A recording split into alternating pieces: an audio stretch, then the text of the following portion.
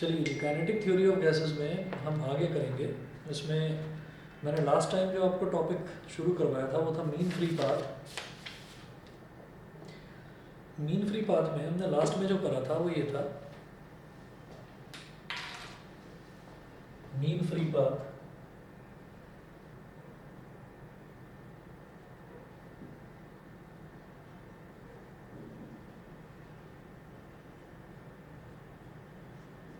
Mean free path में हमने करा था lambda bar is equal to lambda 1 plus lambda 2 plus lambda 3 plus dot dot dot upon total number of collisions upon total number of collisions। तो ये था हमारा mean free path में। अब इसके बाद में देखिएगा कि फिर नेक्स्ट टॉपिक आप लिखेंगे इसमें expression for mean free path. ये मीन फ्री पाथ जो है, मीन फ्री पाथ का देखिए एक फॉर्मूला तो हमारे पास ये हो गया, lambda 1 plus lambda 2 plus lambda 3। ठीक, जैसे मान लीजिए मॉलिक्यूल्स हैं, बहुत सारे मॉलिक्यूल्स हैं, तो मैंने आपको ये बताया था लास्ट क्लास में कि एक मॉलिक्यूल इधर है, एक इधर है, एक इधर है, एक इधर है, एक इधर है, मतलब कहीं पर भी रैंडमली लीजिए कि ये पहले ऐसे गया तो यहाँ से यहाँ तक इसका डिस्टेंस कितना होगा, लैम्बडा 1 वेवलेंथ जिसको हम बोल देते हैं, लैम्बडा 2, फिर ये हो गया लैम्बडा 3, फिर मान लीजिए ये हो गया लैम्बडा 4। तो ये सारे अलग अलग डिस्टेंसेस दे रखे हैं।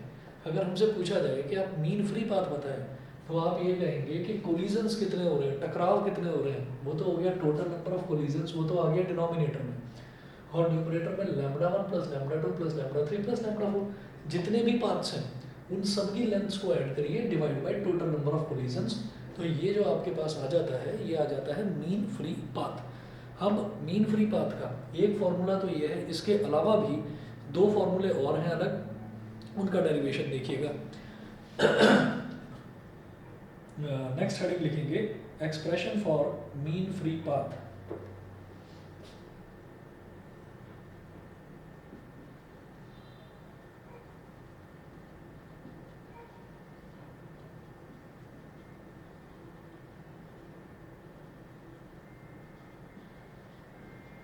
Expression for mean free path, तो मीन फ्री पाथ के लिए एक्सप्रेशन आपको बताना है। तो expression for mean free path में लिखेंगे in order to derive the expression for the mean free path, in order to derive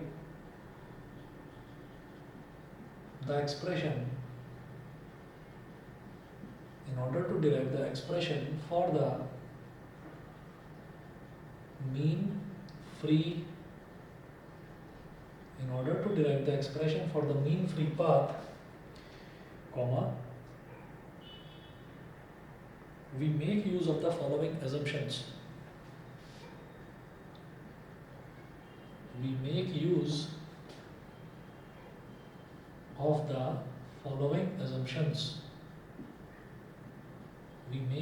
of the following assumptions.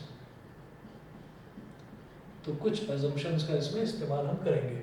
ठीक है, मीन फ्री पाथ का जो एक्सप्रेशन है, मीन फ्री पाथ का नया formula एक डिराइव करेंगे, तो उसमें दो assumptions यूज करेंगे। पहली assumption लिखिएगा,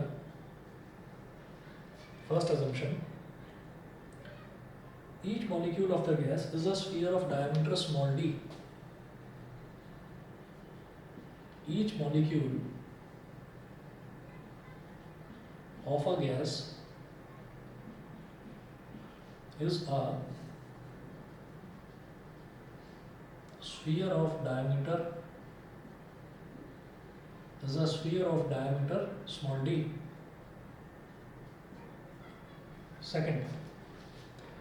सेकेंड नोट कीजिए कि all molecules of the gas except the molecule capital A, all molecules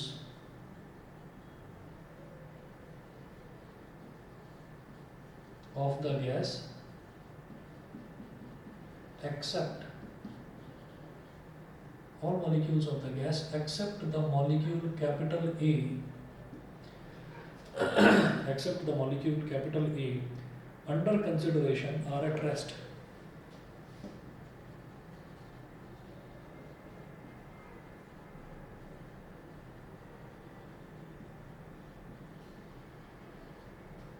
Under consideration are at rest. Full stop. Are at rest. इसके बाद नेक्स्ट पॉइंट लिखें. Suppose the molecule capital A has average speed v bar.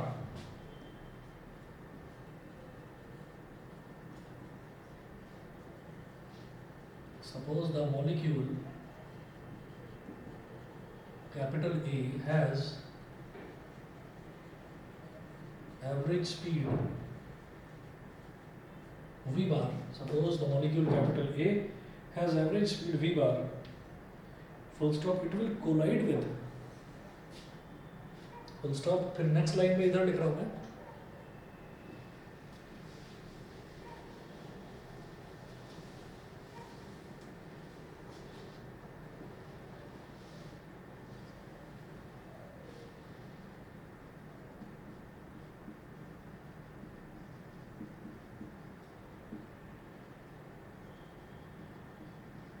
It will collide with.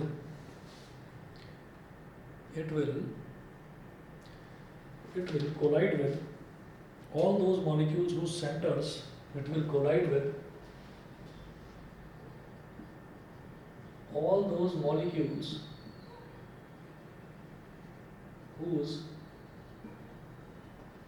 centers lie within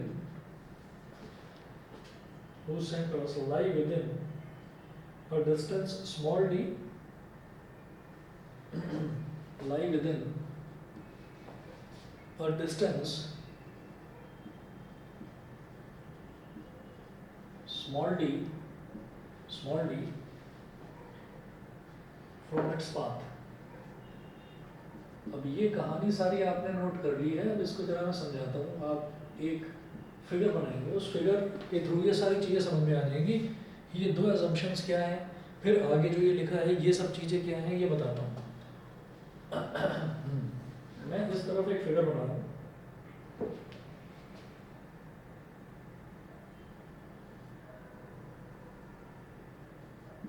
ये एक molecule है capital A. हम किसी भी gas की बात कर रहे हैं, उस गैस के अंदर बहुत सारे मॉलिक्यूल्स हैं. हम सिर्फ एक मॉलिक्यूल की बात कर रहे हैं कि एक मॉलिक्यूल है कैपिटल ए. अब ये जो मॉलिक्यूल कैपिटल ए है, इसका डायमीटर हमने मान लिया स्मॉल डी. ठीक है, इसका डायमीटर हमने मान लिया small D.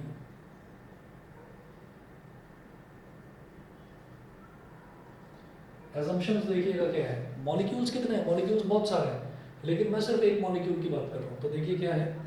Each molecule of a gas is a sphere of diameter small d.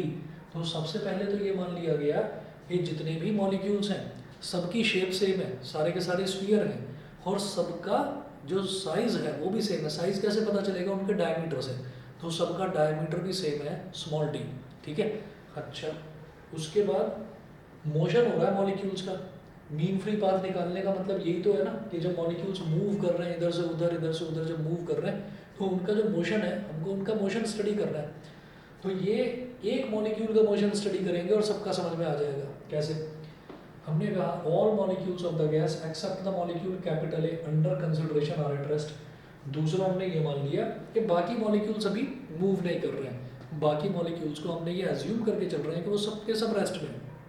पहला एजम्पशन कि जितने भी मॉलिक्यूल्स हैं सारे के सारे स्फीयर की शेप के हैं और सबका डायमीटर जो है वो स्मॉल डी है. ठीक है, एक जैसे हैं बिल्कुल दिखने में. और दूसरा जो एजम्पशन है वो ये है कि मॉलिक्यूल ए, एक मॉलिक्यूल है, कोई ए, ऐसे दूसरा होगा, कोई बी होगा, कोई सी होगा, कोई डी होगा, लेकिन मैं मॉलिक्यूल कैपिटल ए की बात कर रहा हूँ. तो एक मॉलिक्यूल कैपिटल ए जो है उसके मोशन को स्टडी करेंगे और कहेंगे कि बाकी सारे मॉलिक्यूल्स जो हैं वो रेस्ट में. ठीक है. तो अब आप ये मानिए कि ये ए का पाथ मान लो इस तरफ है, ये ऐसे जा रहा है.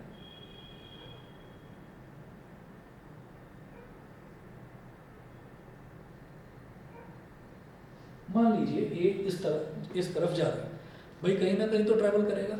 कोई भी मॉलिक्यूल है, मान लो ऐसे जाता है या ऐसे जाता है या ऐसे जाता है, तो जो मॉलिक्यूल मोशन करता है तो मोशन तो उसका स्ट्रेट लाइन नहीं होगा, ऐसे नहीं होगा कि वो ऐसे ऐसे ऐसे मॉलिक्यूल गोल गोल घूमने लगे। मतलब हमने जब मीन फ्री पाथ की भी बात करी तो एक मॉलिक्यूल इधर से इस तरफ तक पहुंचा तो स्ट्रेट लाइन पाथ फॉलो करके पहुंचा, ठीक है। वो कभी भी ऐसे नहीं होगा कि एक मॉलिक्यूल यहाँ पर मतलब उसको यहाँ पहुंचना है तो वह इस तरीके से पहुंचना, नहीं, वो एक स्ट्रेट लाइन पाथ फॉलो करके पहुंचेगा।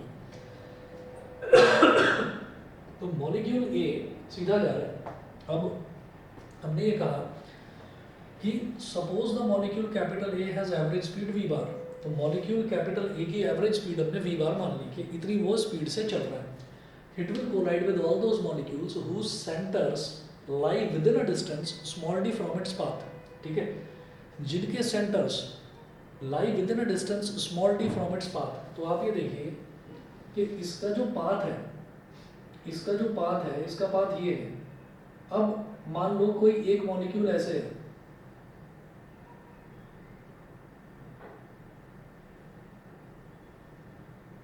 कोई एक मॉलिक्यूल ऐसे है, तो इस मॉलिक्यूल का डायमीटर जो है, इस मॉलिक्यूल का डायमीटर भी तो स्मॉल डी ही होगा, इसका डायमीटर भी स्मॉल डी हो गया,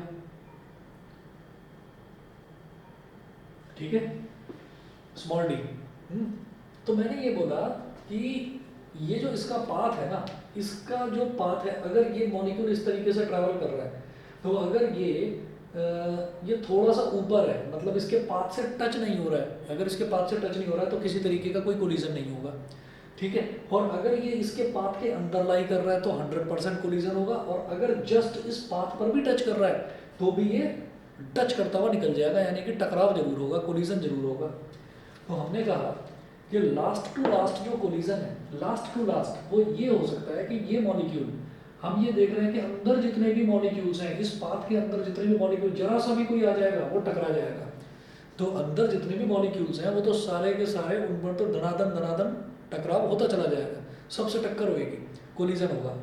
लेकिन हम ये कहेंगे कि लास्ट टू लास्ट किसका टक्कर हो सकती है, किसका कोलिजन हो सकता है, तो मैं लास्ट टू लास्ट कहूँगा कि इसका ये पूरा जो पाथ है, इसकी चौड़ाई कितनी है, स्मॉल डी, जो इसका डायमीटर है, तो ऐसे ऐसे ऐसे ऐसे जा रहा है। तो अगर कोई दूसरा मॉलिक्यूल का जो ऐसे शेप है, वो भी स्फेरिकल शेप का है, अगर वो इसके पाथ पर जस्ट टच हो जाए तो भी टकराव हो जाएगा। हमने कहा हाँ बिल्कुल ठीक है, ठीक है। अच्छा, तो इस तरह से ऊपर हो गया, ऐसे ही एक नीचे भी मॉलिक्यूल हो सकता है ऐसे, हमने कहा हाँ जी नीचे भी हो सकता है, ये इसका भी डायमीटर तो कैपिटल डी स्मॉल डी ही होगा। तो आप ये कहें कि यहाँ से देखते हुए मैं एक काम कह सकता हूँ कि इसका जो पाथ है, उसके पाथ को आप एक ऐसे सेंट्रल एक्सिस बना लीजिए, इस तरीके से आपने एक सेंट्रल एक्सिस बना ली कि इस तरीके से ये मूव कर रहा है, ठीक है। और यहाँ से आप ये कहें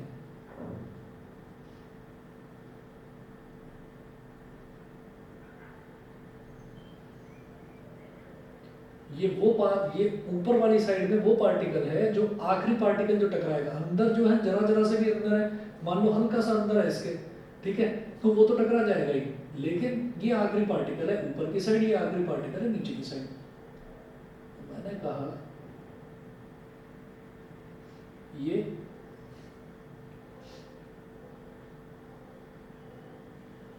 इसी तरीके से ये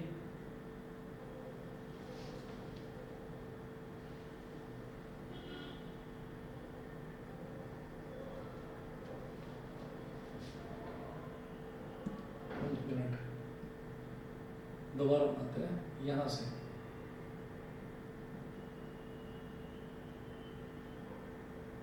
ऐसे इसको सेंटर से होते हुए एक एक्सिस खींच लीजिए, और अभी समझाता हूँ ये क्या चीज है।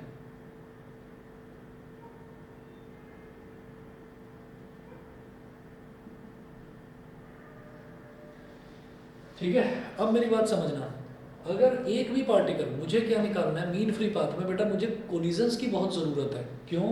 क्योंकि हमने फॉर्मूला देखा था यहाँ पर, टोटल नंबर ऑफ कोलिजन्स की मुझे ज़रूरत है। तो टोटल नंबर ऑफ कोलिजन्स निकालने के लिए मुझे ये पता चल जाए कि कितने पार्टिकल्स हैं जो टकरा रहे हैं इससे, कितनों से इसकी टक्कर हो रही है। तो अगर मान लीजिए ये आखिरी पार्टिकल है, अगर इसका सेंटर, ये जो सेंटर है इस पार्टिकल का, अगर ये सेंटर जरा सा भी ऊपर हो जाएगा तो ये इसके पाथ में किसी तरीके का ऑब्स्ट्रक्शन पैदा नहीं करेगा, ये इसके पाथ में हल्का सा भी नहीं आएगा, तो ये नहीं टकराएगा इससे। तो आखिरी पार्टिकल वो हो सकता है, मतलब लास्ट लिमिट ये है कि ये जो पार्टिकल है इसका सेंटर इस लाइन तक आ जाए। तो अगर मैं देखूं कि यहाँ से लेकर यहाँ तक ये डिस्टेंस कितना हो गया, अगर मैं इस स्फीयर की बात करूं, ये वाला जो पार्टिकल है पार्टिकल ए, अगर मैं इस पार्टिकल ए की बात करूं तो पार्टिकल ए का डायमीटर डी है, तो बेटा रेडियस कितना हो गया d/2। फिर मैं अगर इस पार्टिकल की भी बात करता हूं तो इसका डायमीटर भी d है, तो इसका रेडियस कितना हो गया d/2। तो ये वाली लेंथ कितनी हो गई d/2 और ये वाली लेंथ भी d/2, यानी कि ये टोटल लेंथ कितनी हो गई स्मॉल d। ये समझ में आ गया। तो स्मॉल d वो आखिरी डिस्टेंस है जिस पर कोई पार्टिकल टच कर जाएगा, उस पर हल्का सा टच करते हुए निकल जाएगा, ठीक है। और इसी तरीके से नीचे भी स्मॉल d। ये मेरी बात समझ में आ गई कि नहीं, ये बता दीजिए। ठीक है भाई, बाकी बच्चे बताएं, नित्या, पार्थ, गणेश, देविना। Yes sir. ठीक है, ये जो है, ये जो मैंने स्ट्रेट लाइन बनाई है, ये स्ट्रेट लाइन बनाई है, this is like a tunnel. आप ये समझिए कि इसमें सीधा सीधा सीधा सीधा ये ए जा रहा है। तो आखिरी पार्टिकल जो इससे टकराएगा, जो अंदर अंदर की साइड है, जो लाई कर रहे हैं इसके विद इन इसके पाथ में जो लाई कर रहे हैं वो तो सारे टकराते ही चले जाएंगे, ठीक है। लेकिन जरा सा भी कोई बाहर निकल गया अगर, तो वो टकराएगा नहीं। तो इसका मतलब कि इसका सेंटर अगर जरा सा भी बाहर को चला गया तो ये इसके एरिया से बाहर निकल गया, मतलब वो अब टकराएगा नहीं, ठीक है। तो इसका मतलब अगर इस डायमीटर के अंदर, मतलब ये जो ये आधा लेंथ यहाँ से आपका d/2 हो गया, ऐसे ही इसका d/2, तो टोटल हो गया d। तो अगर देखा जाए तो बेटा एक यहाँ पर क्या बन रहा है, यहाँ पर एक बन रहा है सिलेंडर, यहाँ पर एक सिलेंडर बन रहा है कि इस सिलेंडर में जो मॉलिक्यूल का डायमीटर है उसको उस सिलेंडर का रेडियस मानते हुए एक वॉल्यूम बनाओ। उस वॉल्यूम के अंदर अंदर जितने पार्टिकल लाई कर रहे हैं वो टकरा जाएंगे, बाहर वाले टकराएंगे नहीं, ठीक है। इतना क्लियर, इतना क्लियर है कि नहीं बताइए। अंशित समझ रहे हो? Yes sir. ठीक है, यस सर। ठीक है। फिजिक्स का एग्जाम है। हाँ 21 फेब को फिजिक्स का एग्जाम है। हाँ, मैंने देखा, तुम्हारा मैसेज देखा था, 21 को है। मैं करता हूँ कोशिश इसको निपटाने की फटाफट फटाफट। ठीक है सर। ठीक है, चलिए जी। तो ये हो गया हमारा बी। अब फिर 21 से प्रैक्टिस एग्जाम है वो। हाँ हाँ, प्रैक्टिस एग्जाम है, तो कोशिश तो ये करनी है ना कि उससे पहले फिनिश हो जाए सारा, ठीक है। चलिए जी, तो अब मैं ये कहता हूँ कि यहाँ पर आप नोट करें, इन time delta T, therefore in time delta t comma it will obviously collide with all those molecules। it will का मतलब क्या है, molecule A, it will obviously collide with all those molecules in the cylinder of volume, in the cylinder of volume pi d square v bar delta t. अब pi d square v bar delta t, इसकी कहानी मैं समझाता हूँ, ठीक है।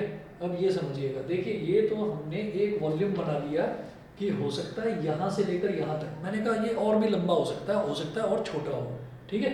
वो depend करता है कि कितनी दूर तक ट्रैवल करता है ये जितनी दूर तक ट्रैवल करता जाएगा उतनी दूर तक ये सिलेंडर एक्सटेंड होता जाएगा कि इस सिलेंड्रिकल वॉल्यूम में जो भी पार्टिकल लाई कर रहा है वो इससे टकराता चला जाएगा, ठीक है। तो हमने बोला कि ये कितना डिस्टेंस ट्रेवल करेगा टाइम डेल्टा टी में, तो डिस्टेंस यानी कि ये वाली जो हाइट है इसकी सिलेंडर की, ये क्या हो जाएगी v bar into delta T. ठीक है, हम एग्जांपल के तौर पर मान रहे हैं कि मान लो इतना ही छोटा सा एक सिलेंड्रिकल पोर्शन है, तो v bar into delta T क्या हुआ, ये इसका सिलेंडर की लेंथ हो गई। सिलेंडर की लेंथ को ही हम क्या बोल देते हैं, सिलेंडर की हाइट बोल देते हैं। तो आप ये देखिएगा v बार क्या है इसका स्पीड, कि इतनी स्पीड से ये मॉलिक्यूल जा रहा था। ठीक है, और कितने टाइम के लिए ये मॉलिक्यूल मूव करा, डेल्टा टी के लिए। तो अगर स्पीड में मैं टाइम को मल्टीप्लाई कर दूंगा तो लेंथ आ जाएगी, लेंथ मतलब डिस्टेंस। ये समझ में आ गया, ये समझ में आ गया? Yes sir. ठीक है, तो v bar delta t is my distance, ये मेरा हाइट है। और जो रेडियस है, रेडियस क्या है, इस सिलेंडर का रेडियस क्या है, d है। तो रेडियस जो है वो हमारा d है, that's why pi r square h जो वॉल्यूम होता है सिलेंडर का, उसकी जगह आ गया pi d square v bar delta t. तो इस लाइन में ये समझाया गया है कि ये जो पार्टिकल A है, ये पार्टिकल A उन सभी मॉलिक्यूल्स से टकराएगा जो इस सिलेंडर की वॉल्यूम में लाई कर रहे हैं, इस वॉल्यूम में pi d square v bar delta T. We bar delta t is my height and d is my radius, that's why pi r square h. ठीक, ये करने के बाद में फिर आप नोट करें, लेट स्मॉल एन, बीच में लिख रहा हूं मैं,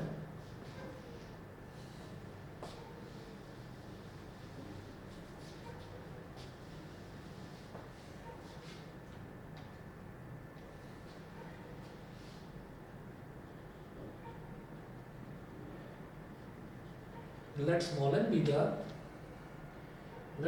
be the number of molecules per unit volume. Let small n be the number of molecules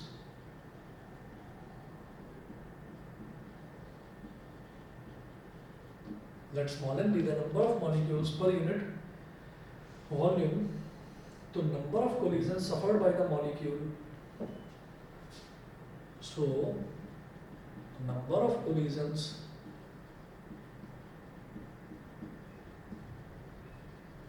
suffered by the molecule A in time delta t is equal to, let n be the number of molecules per unit volume. ठीक है, पर unit volume यानी कि एक unit volume में मान लीजिए इतने नंबर ऑफ मॉलिक्यूल्स हैं। ठीक, तो फिर इतनी वॉल्यूम में कितने मॉलिक्यूल्स होंगे, n into pi d square, n into pi d square v bar delta t, n into pi d square v bar delta t. तो number of collision suffered by the molecule A in time delta t, तो जितने molecules होंगे उतने ही तो collision होंगे। मान लो दो molecule हैं तो एक बार इससे टकराया, एक बार इससे टकराया, तो दो कोलिजन हो गए। मान लो चार मॉलिक्यूल हैं तो एक बार बी से, एक बार सी से, एक बार डी से, एक बार ई से टकराया, तो जितने मॉलिक्यूल्स होंगे उतना ही तो टकराव होगा।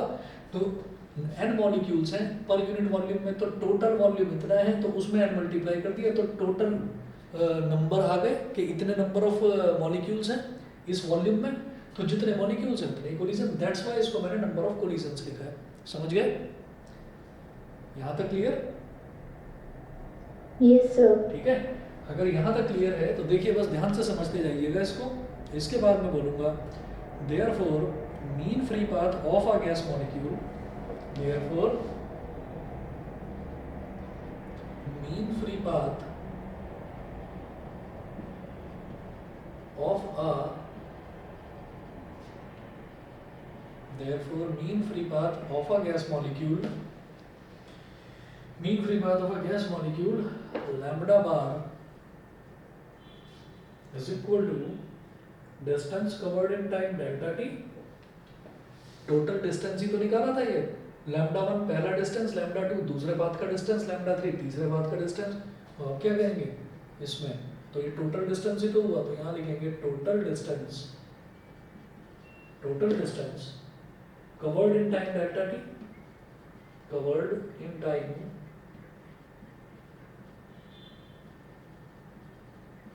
Delta T upon total number of collisions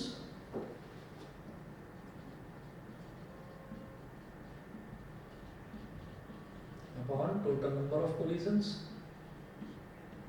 तो जी ये हो गया lambda bar is equal to total distance covered in time delta T. Time delta T में डिस्टेंस कितना कवर करा, V bar delta T, we bar delta T upon total number of collisions कितने हो गए, ये n into pi d square v bar delta T. We bar delta t से v bar t delta t cut गया, तो lambda bar कितना आ गया, 1 upon n pi d square, 1 upon n pi d square. ठीक है जी, mean free path का एक फॉर्मूला आपका ये आ गया, 1 upon n pi d square. यहाँ पर n क्या है, number of molecules per unit volume, pi की स्टैंडर्ड वैल्यू 22/7 और d क्या है, diameter of the gas molecule. ठीक, तो ये हो गया lambda bar is equal to 1 upon n pi d square. एक रिलेशन ये है, और देखते हैं आगे।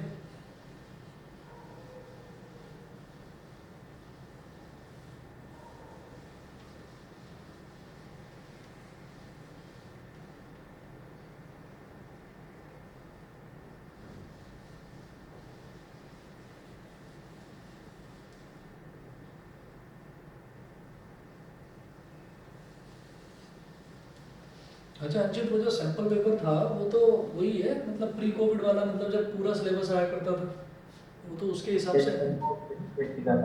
हाँ चलो कोई बात नहीं, उसी के हिसाब से देख लेना, जो जो इम्पोर्टेंट क्वेश्चंस हो, कोई चीज़ अनकवर्ड रह गई हो तो बता देना। सर लेकिन वो कोई सिलेबस कवर तो उसमें टर्म का भी आएगा था, इसलिए पता नहीं ना कौन कौन। नहीं टर्म वन का, तुम्हें टर्म वन का भी आ रहा है क्या तुम्हारे इसमें? नहीं सर, ये तो हाँ। मतलब इसमें सिलेबस होगा ना, जो मैं आपको पेपर दिखा था, तो उसमें से चूज करना मुश्किल है। इसमें से टर्म टू का निकालना होगा, बताओ, अगर मतलब खुद सेलेक्ट करके निकाल सकते हो तो बता दो, नहीं तो मैं निकाल कर बता दूंगा। उसका कोई फायदा नहीं लग रहा उस क्वेश्चन पेपर को, क्योंकि पैटर्न पूरा अलग है। हाँ पैटर्न तो अलग है, पर इम्पोर्टेंट क्वेश्चंस पता चल जाएंगे। हाँ मैं इसलिए कह रहा था बस कि कोई इंपॉर्टेंट टॉपिक मिस ना हो जाए, क्योंकि वही बार बार रिपीट हो के आते रहते हैं स्कूल्स में। हाँ देख लेना एक बार, अगर लगता है तो मैं निकाल कर दे दूंगा कि ये क्वेश्चंस इंपॉर्टेंट है। ठीक है, अच्छा चलिए, अब इसके बाद हम ये कहते हैं कि taking into consideration the motion of all the gas molecules. अभी मैंने क्या एज्यूम करा था कि सिर्फ ए जो है वो मूव कर रहा है, बाकी सारे के सारे रेस्ट में है। तो अब अगला नोट करें कि taking into consideration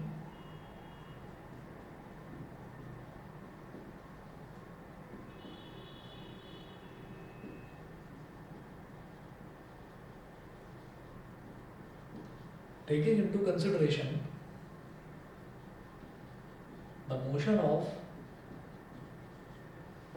consideration the motion of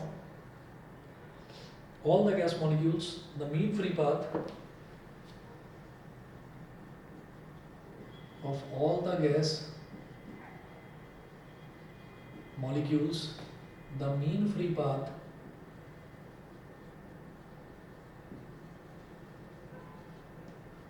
comes out to be, the mean free path comes out to be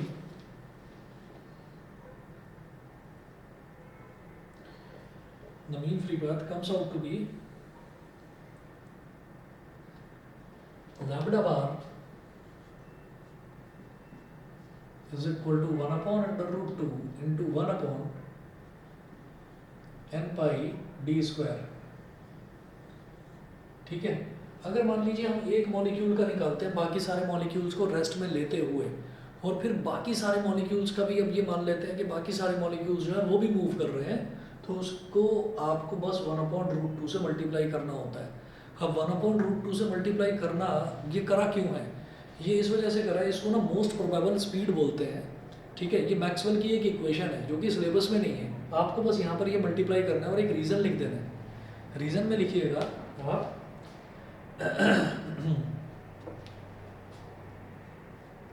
कि based on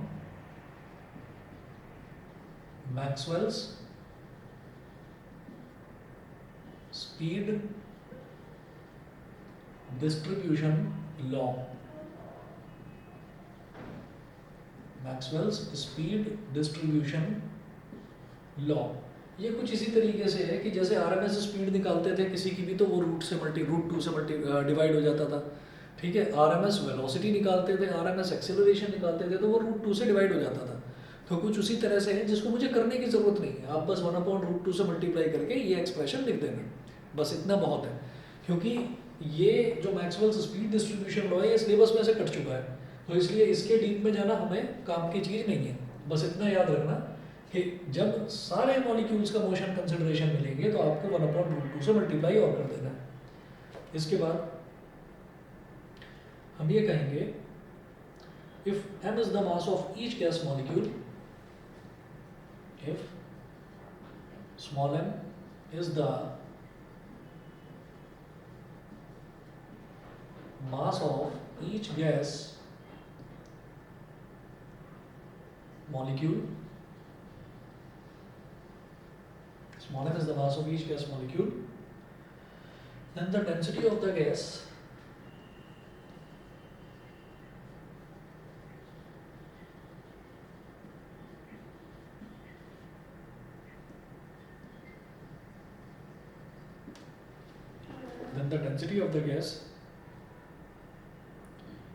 rho is equal to m into n.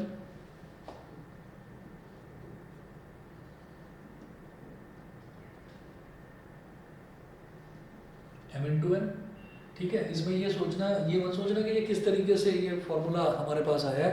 हमें तो डेंसिटी का फॉर्मूला ये पता था कि मास अपॉन वॉल्यूम, तो इन्होंने क्या बोला है, ईच गैस मॉलिक्यूल। तो ईच गैस मॉलिक्यूल की अगर हम बात कर रहे हैं, तो अगर ईच मॉलिक्यूल की बात कर रहे हैं तो हमारे पास जो वॉल्यूम है वो पर मीटर क्यूब वाला हो गया। तो मतलब जो डेंसिटी है वो मतलब इस तरीके से हो गई कि मास अपॉन वॉल्यूम, और वो पर मॉलिक्यूल की अगर बात कर रहे हैं तो उसका स्टैंडर्ड हम 1 मीटर क्यूब लेकर चलते हैं। तो मास पर यूनिट वॉल्यूम, ये एक मॉलिक्यूल की डेंसिटी हो गई, और n मॉलिक्यूल्स की कितनी हो जाएगी, m into n। तो इसलिए जब ईच मॉलिक्यूल की बात करी जाए तो उसके मास में नंबर ऑफ मॉलिक्यूल्स को मल्टीप्लाई कर देते हैं। समझ गए, मास में नंबर ऑफ मॉलिक्यूल्स को, इस मास को, ये जो स्मॉल m है इसको आप ये मानिए कि m/1 है, और 1 क्या है, वो 1 मीटर क्यूब उसकी एक मॉलिक्यूल की डेंसिटी है, सॉरी एक मॉलिक्यूल की वॉल्यूम है।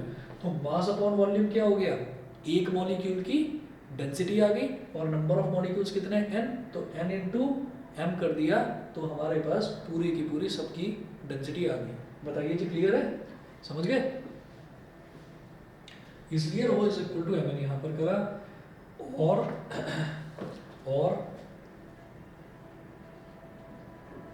n is equal to m upon rho. अरे ये वाली चीज क्लियर है, मैं ऐसे ही बताकर चल दिया, आगे बता दो। Yes sir, clear. बाकी बता दीजिए, ठीक है।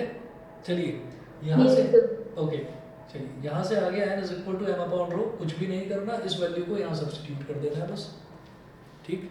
तो मैं यहाँ पर क्या करूँगा, therefore lambda bar is equal to, therefore lambda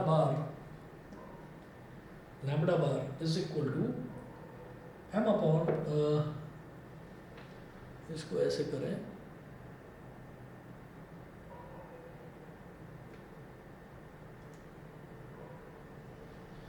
(1/√2) तो है ही, और 1/n की जगह आप क्या डाल देंगे, m अपॉन रो, और पाई d²,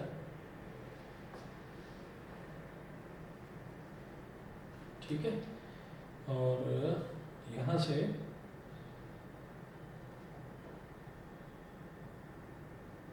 n की जगह रो अपॉन m, ये मैंने गलत लिख दिया, सॉरी, n की जगह आएगा रो अपॉन m, हाँ,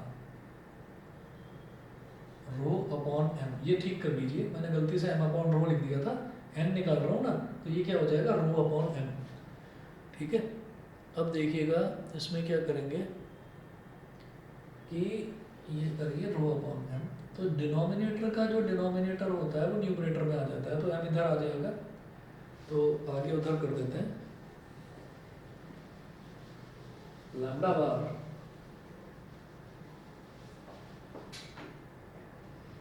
therefore lambda bar is equal to m upon √2 pi d² रो, एक ये फॉर्मूला हो गया, ठीक है। ये करने के बाद में फिर इसको बोल्ट्जमैन कांस्टेंट या यूनिवर्सल गैस कांस्टेंट आर की टर्म्स में अगर निकालें, एक मोल के लिए निकाले हैं तो लिखिएगा for 1 mole of a gas, for 1 mole of a gas PV is equal to RT। अच्छा मैं गैस की बात कर रहा हूँ तो हम आइडियल गैस ही लेकर चलते हैं, तो PV is equal to RT, तो P is equal to RT upon V।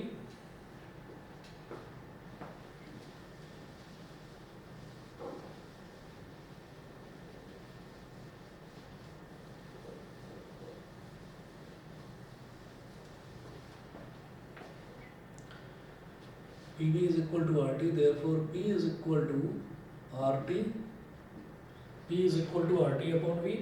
और यहाँ पर हम ये कह सकते हैं कि इसको n से मल्टीप्लाई और n से डिवाइड कर दो। P is equal to, आप ऐसे करिए n अपॉन V, इस V को अलग करो, ऐसे लिख दो n upon V multiplied by 1 upon n into RT। ठीक है, ये कर दिया। और इसमें मैं ऐसे कहूँगा P is equal to n upon V into R upon n into T। यहाँ पर कैपिटल N जो है इसको बोल दीजिए, बल्कि Na कहिए, Na, यहाँ पर भी Na, यहाँ पर भी Na, कंफ्यूजन ही नहीं रहेगा। Na, where Na is Avogadro's number, Na is Avogadro's number। तो यहाँ से P इज इक्वल टू हो गया Na upon V into R upon Na, क्या हो जाएगा KB into T, KB into T, ये हो गया। और नंबर ऑफ, ये टोटल नंबर ऑफ मॉलिक्यूल्स आ गए। एक मोल में कितने एटम्स होते हैं, इतने होते हैं, तो दैट अपॉन वॉल्यूम, तो number of molecules per unit volume, उसी को तो हमने स्मॉल n लिया था। इसमें क्या था, जो स्मॉल n था वो क्या था, number of molecules per unit volume.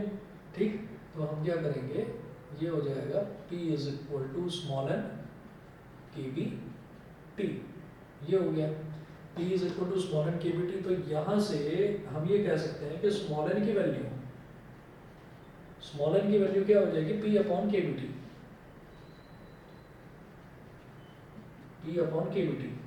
तो अब ये वाली जो इक्वेशन है, अगर देखिए ये वाली जो इक्वेशन है इसमें तो हमने n हटा दिया था, मतलब हमने n की जगह एक बार डाला रो अपॉन n। अब हम इस इक्वेशन में वापस n की जगह ये डाल सकते हैं। So lambda bar is equal to 1 upon root 2 1 upon n pi d square becomes lambda bar is equal to 1 upon root 2, n की जगह अगर ये डालेंगे तो 1 upon n क्या हो जाएगा, इसका रेसिप्रोकल, तो ऊपर आ जाएगा KBT अपॉन P पाई d square, KBT upon P पाई d स्क्वायर। बताइए जी, क्लियर है?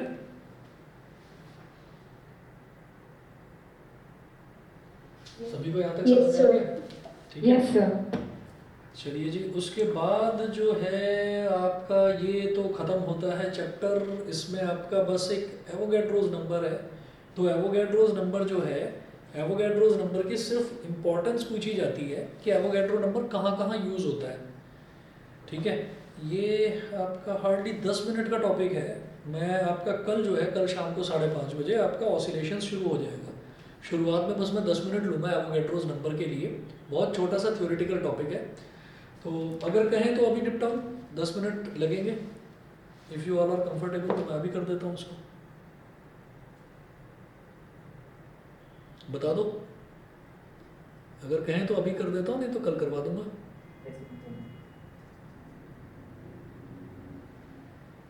अभी कर रहे हैं, बताइए भाई। चलो यस सर। अभी कर Yes, लेते हैं, sir. अभी कर लेते हैं। 10 मिनट लगेगा। अभी आप लोग सब ऑनलाइन हैं ही, बस 10 मिनट की बात है, 10 मिनट से ज़्यादा टाइम लगेगा नहीं। ठीक है, यहाँ तक हमारा जो है ये मीन फ्री पाथ खत्म होता है। तो मीन फ्री पाथ का एक ये फॉर्मूला, एक ये फॉर्मूला, एक ये फॉर्मूला, ठीक है। वो हो गया हमारा, ये तो हो गया मोस्ट प्रोबेबल स्पीड का जो है maximal distribution law, speed distribution law use करके कि सारे मॉलिक्यूल्स का मोशन कंसीडर करके। ये वाला हो गया डेंसिटी की टर्म्स में, और ये वाला हो गया बोल्ट्जमैन कांस्टेंट की टर्म्स में, ठीक। तो जितना जितना मैंने बॉक्स में एनक्लोज करा है इन सबका डेरिवेशन अच्छे से कर लेना। मीन फ्री पाथ में बच्चे जनरली भूल जाते हैं, खास तौर पर उस डायग्राम में कंफ्यूज होते हैं। तो मेरी आज की वीडियो भी सेव करके रख लेना। मैं आगे चलता हूँ। हेडिंग डालें एवोगैड्रोस नंबर। एवोगैड्रोस नंबर हम पढ़ते आ रहे हैं 9th क्लास से, हमें मालूम है एवोगैड्रोस नंबर क्या होता है। ये एक ऐसा नंबर है जिससे ये पता चलता है कि एक किसी कंपाउंड में कितने मॉलिक्यूल्स होते हैं, या एक किसी कंपाउंड में कितने एटम्स होते हैं, ठीक है। तो अब आप ये देखिएगा कि ये तो मुझे पता है, तो मुझे यहाँ क्या करना है फिर 11th क्लास में, इसमें नया क्या है। इसमें मुझे बस ये देखना है कि इसकी इंपॉर्टेंस क्या है। तो आप नोट करें, it is the number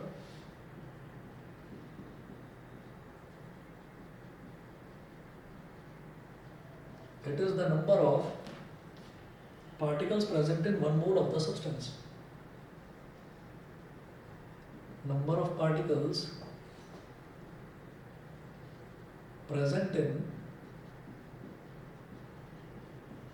1 mole of the substance.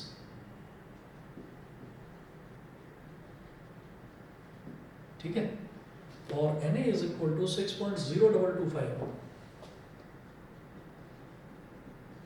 6.0225 या 022 ही बोल देते हैं, इंटू 10 की पावर 23 पर मोल। पर मोल का मतलब क्या है कि एक मोल में इतने होते हैं। एटम को हो तो एटम, मॉलिक्यूल को हो तो मॉलिक्यूल, पार्टिकल्स को हो तो पार्टिकल्स, आयंस को हो तो आयंस, ठीक है।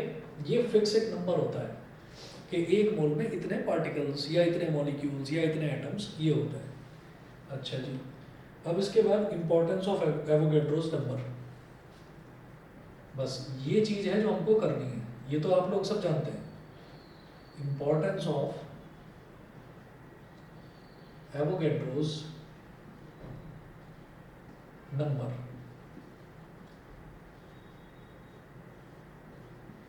तो आपसे वो ये नहीं पूछेंगे कि एवोगैड्रो नंबर क्या है, उसकी इंपॉर्टेंस पूछेंगे। तो पहला देखिएगा, फर्स्ट है to calculate the actual weight of one atom of an element. To calculate the actual wait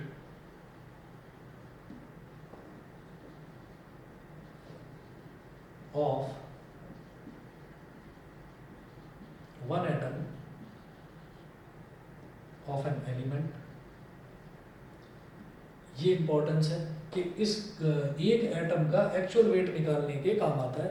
कैसे लिखें, weight of one atom of an element, weight of one atom of an element is equal to atomic weight in gram upon Avogadro's number. Atomic weight in grams upon Avogadro's number.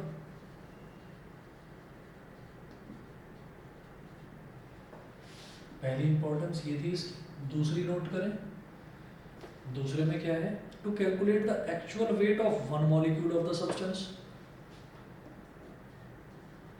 To calculate the actual weight of one molecule of the substance.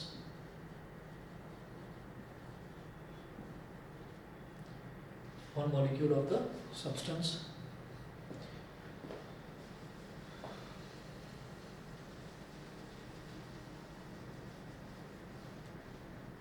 Atom जो first में देखा, atom किसका होता है, element का, ठीक है। Molecule किसका होगा, कंपाउंड का।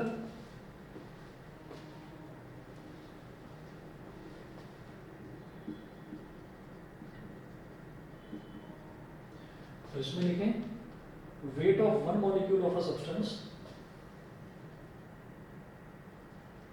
weight of one molecule, weight of one molecule, weight of one molecule of a substance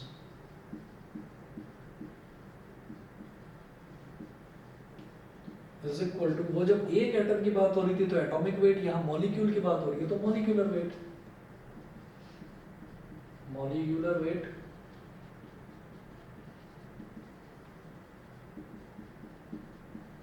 in grams,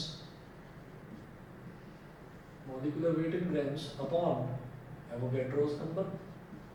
यहाँ पर भी एवोगैड्रो नंबर की हेल्प से हम एक मॉलिक्यूल का वेट निकाल सकते हैं। ये दूसरा इंपॉर्टेंस था इसका। थर्ड नोट करें, टोटल 5 हैं। थर्ड नोट करें, थर्ड है to calculate the number of atoms present in given amount of an element, to calculate the number of atoms present in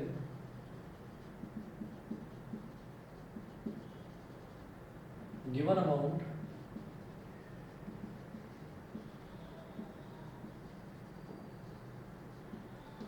present in given amount of an element, present in given amount of an element।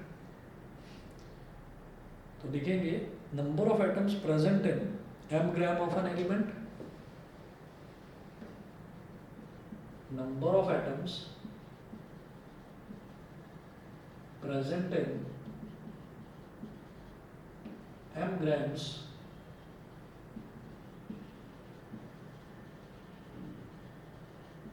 of an element is equal to Avogadro's number upon atomic weight,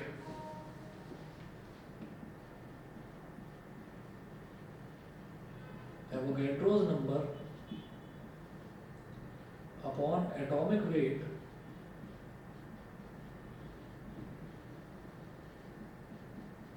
into small m। ठीक है, Avogadro's number upon atomic weight करा तो ये पता चल गया कि एक एटम का मास कितना है, और फिर वो कहते हैं कि मतलब सॉरी कितने नंबर ऑफ एटम्स हैं, और अगर एक एटम का मास m ग्राम है तो उसमें आपने ये मल्टीप्लाई कर दिया, ये आपका आ जाएगा। ठीक है, नंबर ऑफ एटम्स इस तरह से कैलकुलेट करेंगे। तो क्या क्या कैलकुलेट करा जा सकता है, अभी तक क्या देखा, एक तो एटॉमिक वेट करा जा सकता है एक एटम का, मॉलिक्यूलर वेट कैलकुलेट करा जा सकता है, और नंबर ऑफ एटम्स कैलकुलेट करे जा सकते हैं। उसके बाद फोर्थ देखिएगा, फोर्थ क्या है, फोर्थ है to calculate the number of molecules present in given amount of a substance, to calculate the number of molecules present in Daddy too. present in given amount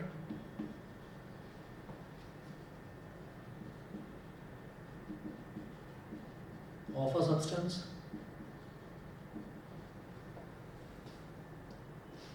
इसमें क्या लिखेंगे, number of molecules present in m gram of a substance,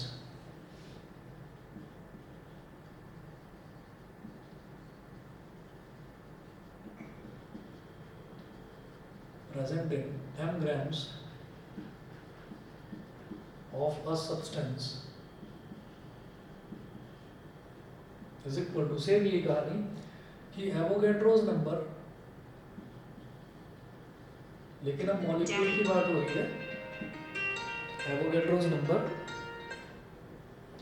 तो अब molecule की बात हो रही है तो मॉलिक्यूलर वेट,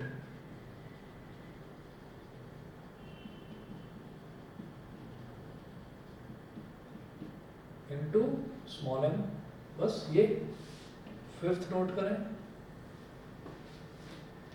फिफ्थ में है to calculate the number of molecules present in given volume of the gas, to calculate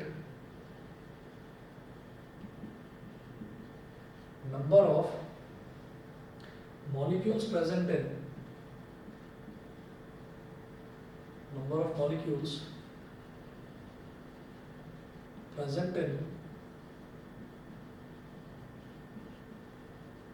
given volume, number of molecules present in given volume of a gas. ये कैसे निकालेंगे? Number of molecules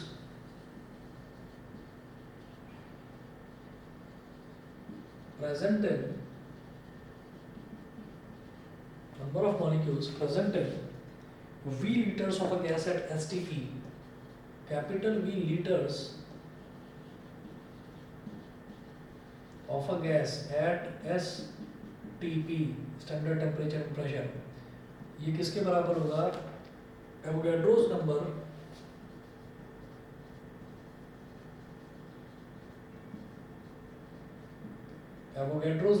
upon STP, तो standard temperature और pressure पर standard volume कितनी होती है? 22.4 litre. ठीक है, तो इससे 1 लीटर का आ गया और टोटल लीटर कितने हैं? 20 लीटर। ठीक है, बस ये 5 फॉर्मूले हैं कि ये 5 चीज़ें कैलकुलेट करने के लिए एवोगैड्रोस नंबर यूज होता है। तो एक अकेला नंबर है, उस एक अकेले नंबर से atomic weight, molecular weight, number of atoms, number of molecules present in a volume of a gas, ये 5 चीज़ें कैलकुलेट करी जा सकती हैं।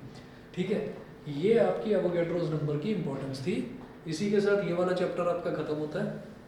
ठीक है, अब उसके बाद ऑसिलेशंस और वेव्स, हमारे 2 चैप्टर बचते हैं। दोनों को सिंगल चैप्टर समझिए, कोई बहुत बड़े नहीं है वो। ठीक है, जो मेजर चैप्टर था, जो बड़ा चैप्टर था, वो आपका मैकेनिकल प्रॉपर्टीज ऑफ फ्लूइड्स, और उसके बाद ये 2 चैप्टर थे। ठीक है जी, तो बाकी अब जो है कल देखते हैं।